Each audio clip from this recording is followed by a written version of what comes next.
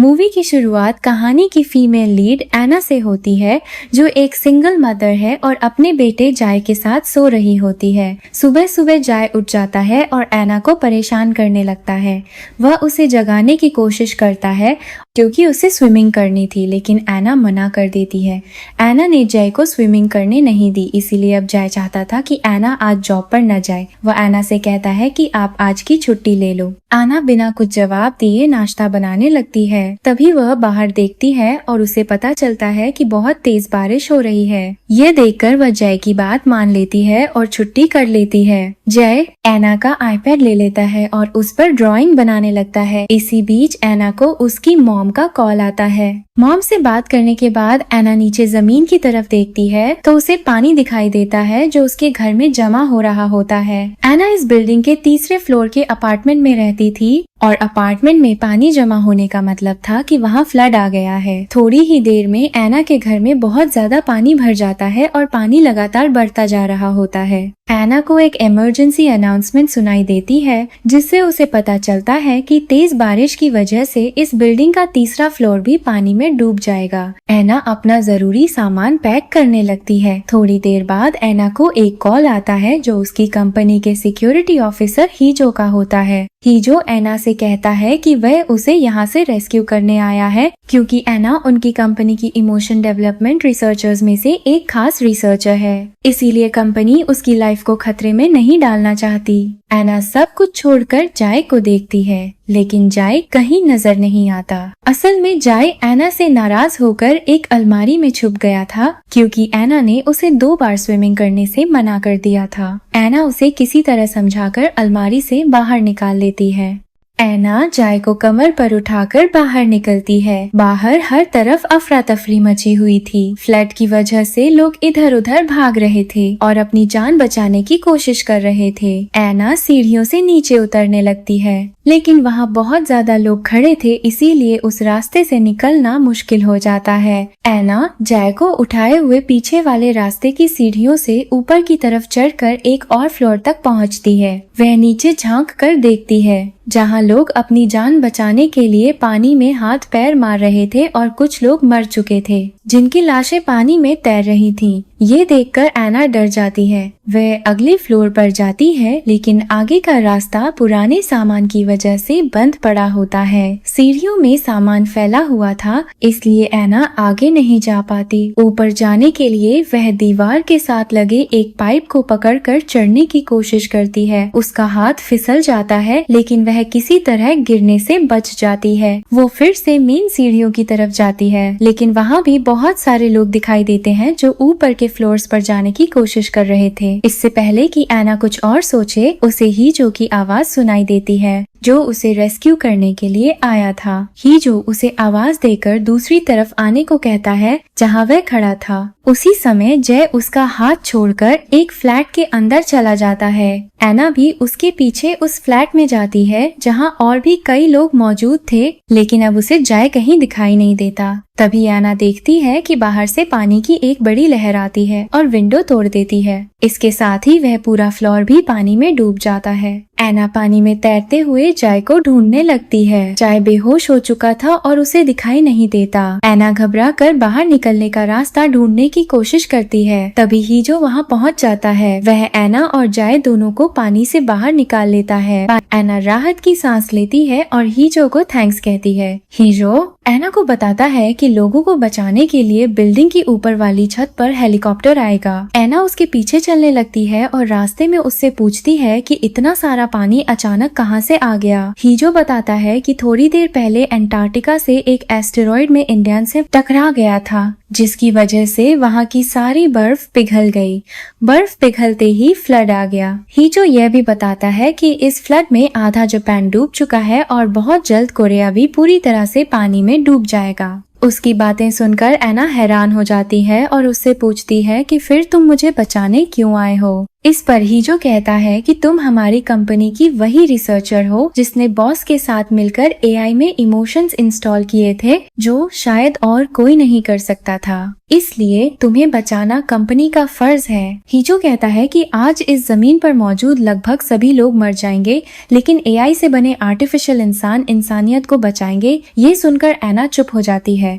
वह जाय को उठाकर ऊपर जाने लगती है, लेकिन जाय को वॉशरूम जाना होता है, इसीलिए हीजो उन्हें एक फ्लैट में ले जाता है जहाँ जाय वॉशरूम चला जाता है। एना हीजो के पास आती है। हीजो उससे पूछता है कि तुमने एआई डेवलपमेंट में इमोशन इंजन क्यों बनाया? क्या ये इमोशन इंजन इंसानों की फीलिंग्स जैसा ही नहीं है? वह कहता है कि तुम कुछ ऐसा भी बना सकती थी जो इंसानों से बेहतर होता। एना उससे पूछती है कि इंसानों में क्या गलत है। हीजो जवाब देता है कि जो हेलीकॉप्टर थोड़ी देर में तुम्हें और जाय को लेने के लिए ऊपर आएगा, अगर यहाँ मौजूद लोगों को इसके बारे में पता चल गया तो सब लोग अपनी और अपने परिवार की जान बचाने के लिए उसमें बैठने की कोशिश करेंगे। इसी बीच हीजो को महसूस होता है कि इस फ्लोर पर गैस लीक हो रही है। वह तुरंत एना और जाय को लेकर वहां से निकलने की कोशिश करता है, लेकिन गैस की वजह से पूरे फ्लोर पर जोरदार धमाके के साथ आग लग जाती है। हीजो के पास कोई और रास्ता नहीं बचता, इसलिए वो ग्रिल पर चढ़ जाता है और जाय को एना से अपने हाथों में ले लेता है,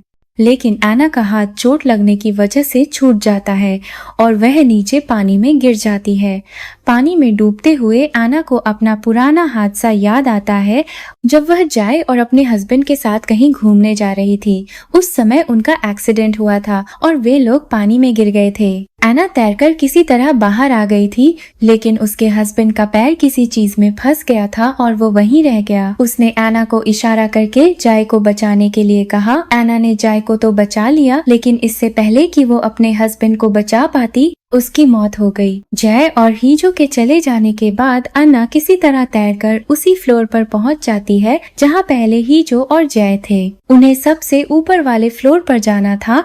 तभी एना को एक छोटी बच्ची के रोने की आवाज सुनाई देती है जो लिफ्ट में फंसी हुई थी। एना लिफ्ट का दरवाजा खोलने की कोशिश करती है, लेकिन जैसे ही दरवाजा खुलता है पानी की एक तेज लहर आती है और वह बच्ची मर जाती है। यह देखकर एना बहुत दुखी हो जाती है। इसके बाद वे लोग और ऊपर के फ्लोर पर पहुंचते हैं। वहां एना देखती है कि जय ठंड की वजह से कांप रहा है और बेहोश हो गया है। एना उसी फ्लोर पर एक फ्लैट में जाती है जहां एक ओल्ड कपल रहता था। एना को जय के लिए परेशान देखकर हीजो उससे कहता है कि तुम जय के डेटा का बैकअप लेकर उसे फिर से पहले जैसा ठीक बना सकती हो। ये सुनकर एना को बहुत गुस्सा आता है। असल में एना और उसकी बॉस ने मिलकर जो इमोशन इंजन बनाया था उसकी मदद से उन्होंने 2 बच्चे बनाए थे। उन बच्चों में से एक को एना की बॉस अपने साथ ले गई थी और दूसरा बच्चा एना ने अपने पास रखा था जो जय ही है। अपने हस्बैंड की मौत के बाद एना जय को अपने साथ नहीं रखना चाहती थी, लेकिन समय के साथ उसकी जय से गहरी अटैचमेंट हो गई और वह चाहकर भी जय को छोड़ नहीं पाई।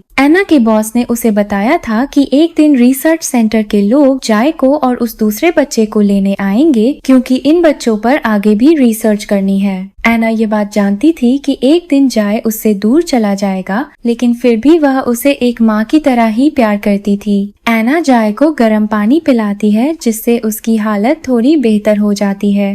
एना बाहर देखती है तो बारिश रुक चुकी होती है और धूप निकल आई होती है। हीजो को लगता है कि अब सब कुछ नॉर्मल हो गया है। वह एना से कहता है कि हमारी कंपनी इंसानों की नई नस्ल बना रही है ताकि जमीन से इंसान खत्म न हो जाए। वह यह भी कहता है कि तुम्हें जय को शेल्टर में छोड़कर आगे अकेले जाना होगा। एना को यह बात पसंद नहीं आती, लेकिन वह हीजो से कुछ नहीं कहती। इसी बीच अचानक फिर से बारिश शुरू हो जाती है और इस बार पानी पहले से भी ज्यादा तेजी से आने लगता है।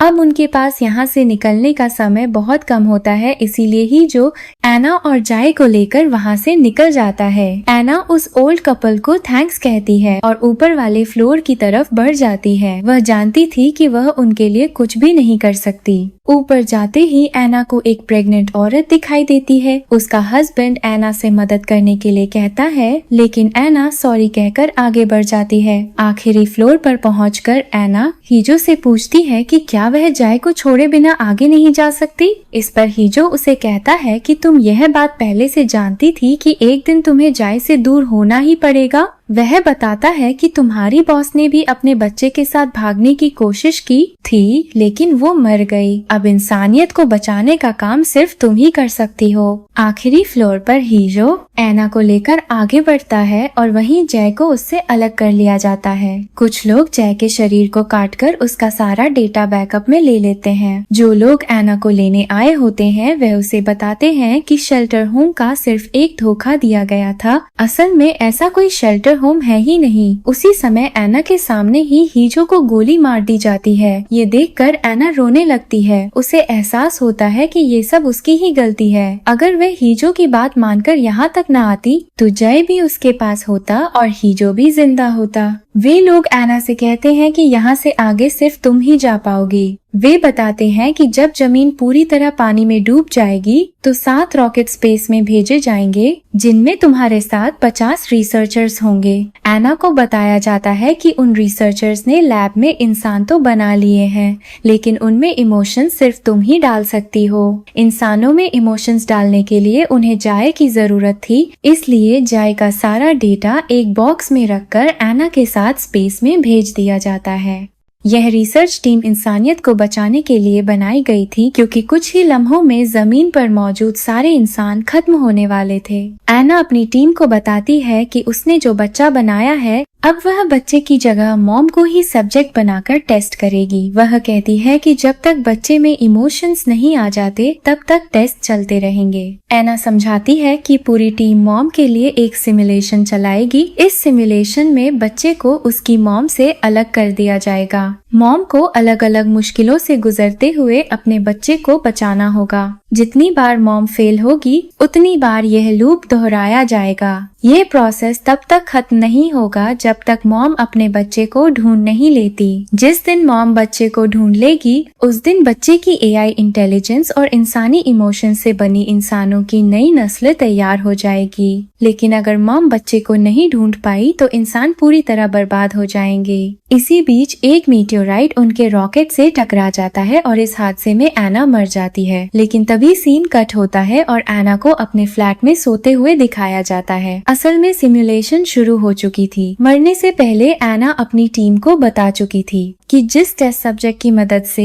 एक्सपेरिमेंट किया जाएगा उसमें उसकी यादें डाल दी जाएं। सीन फिर से बदलता है और एना का वही फ्लैट दिखाया जाता है। एना सोकर उठती है और देखती है कि उसके रूम में बहुत ज्यादा पानी भरा हुआ है। तभी उसे हीजो की कॉल आती है और वह उसे वही सारी बातें कहता है जो वो पहले भी कह चुका था। इसी बीच जय उसे बताता है कि कल उसने एक सपना देखा था और उसकी ड्राइंग उसने आईपैड पर बनाकर एना के फोन पर भेज दी है। इस पर एना उसे डांट देती है। जय नाराज होकर अलमारी में छुप जाता है। एना उससे सॉरी कहती है और बताती है कि उन्हें यहाँ से निकलकर बाहर जाना होगा। एना को याद था कि उसे जय को हीजो से बचाना है, क्योंकि उसे लगता है कि हीजो भी उन लोगों के साथ मिला हुआ है जो जय को लेने आने वाले हैं। इसी बीच वहाँ हीजो भी आ जाता है। एना तुरंत जय को अपनी कमर पर उठाती है और ग्रिल पर चढ़कर ऊपर जाने लगती है। इस कोशिश में वह पानी में गिर जाती है। एना किसी तरह पानी से बाहर निकलती है, जय को ऊपर वाले फ्लोर पर चढ़ा देती है और फिर खुद भी ऊपर पहुंच जाती है। लेकिन जैसे ही एना ऊपर जाती है उसे वहां जय दिखाई नहीं देता।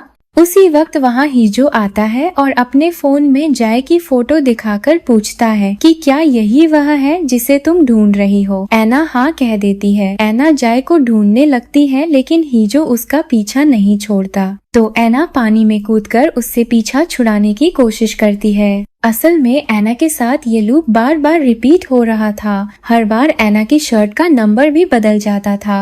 इसका मतलब ये था कि जितनी बार एना जय को ढूंढने में नाकाम होती जाएगी उतनी ही बार ये लूप उसके साथ दोहराया जाएगा। एना पानी में तैरती हुई दूसरे फ्लोर पर जाती है, जहां उसे फिर से लिफ्ट के अंदर से उसी बच्ची की आवाज सुनाई देती है जिसकी आवाज उसने पहले भी सुनी थी।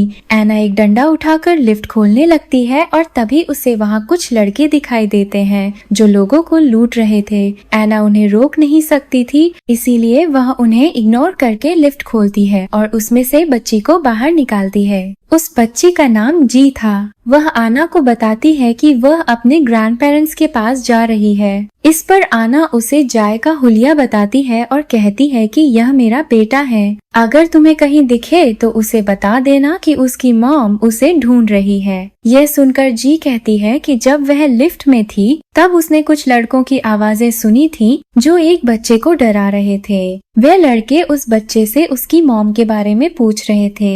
ये सुनकर एना समझ जाती है कि ये वही लड़के हैं जिन्हें उसने कुछ देर पहले देखा था। एना उन लड़कों के पीछे जाती है। लूप कई बार रिपीट होने के बाद आखिरकार वह उन्हें ढूंढ ही लेती है। तब तक जी हीजो को भी वहां ले आती है और हीजो उन लड़कों को मारता है। वे लड़के बताते हैं कि उन्होंने उस बच्चे को कोई नुकसान नहीं पहुंचाया। इसके बाद जी एना और हीजो को लेकर अपने ग्रैंड पेरेंट्स के फ्लैट में जाती है। वही ओल्ड कपल थे जिनके फ्लैट में एना पहले जाय को लेकर गई थी। जी अपने ग्रैंड पेरेंट्स के पास रुकना चाहती थी, लेकिन एना उसे अपने साथ चलने के लिए कहती है। जी कहती है कि ऐसी सिचुएशन में आप भी अपने बेटे को नहीं छोड़ेंगी, इसीलिए वो भी अपने ग्रैंड पेरेंट्स के साथ ही रुकना चाहती है।